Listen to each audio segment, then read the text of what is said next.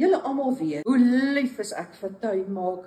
Steek. Nou ek is vandag weer by New Skinnovation Duinfern. Want weens hierdie tuinmakerry het ek 'n tydjie terug 'n aardwurm in my nek laat tatoeëer. Net om my natuur ding uit te beeld, maar dit nou 'n bietjie loop lê. Jy weet, hy lyk nou soos 'n hond wat in die pernjots geskop is. Dis hoekom ek vandag hier is. Ons is by die Star Walker. Dis Luke Skywalker se.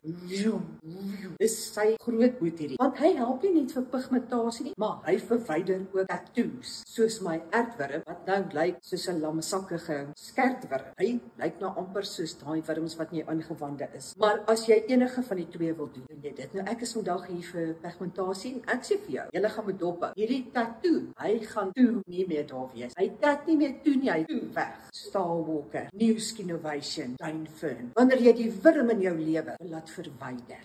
So ek breek daai pigment op in baie klein partikels en so word dit al hoe ligter en ligter.